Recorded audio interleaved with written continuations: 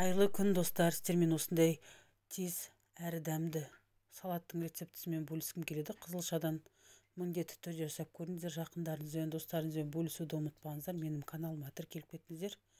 Осындай бізге піскен 4 қызылша керек болады. Осылай орташа кессеңіздер де болады, я болмаса ірі, өзіңізге қалай ыңғайлы солай кесе берсеңіздер болады. Өте пайдалы салат қызылша. Осылай турап алдық та қызылшаларымызды.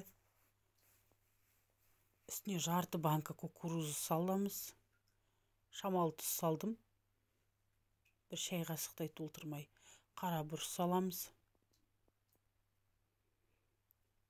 Орташа жуа алдым.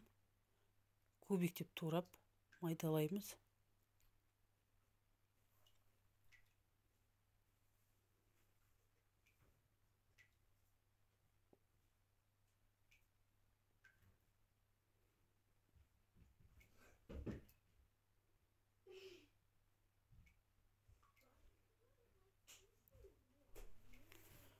Укроп тураймыз. Мен зелендерді, петрушка болсын, укроп болсын алдын ала жуып, салфеткеге кептіріп қоямын. Сол кезде бізде басылмайды зелендеріміз. Сөз турауымызға да әдемі болып тұрады. Салат бастамастан бұрын жуып тазалап, салфетке кептіріп қойсаңыз өте әдемі болып шығады, басылмай. Міндетті түрде жасап көріңіздер. Менің каналыма тіркеліп, лайк басып, комментарий қалдырып кетіңіздер. Ас болсын.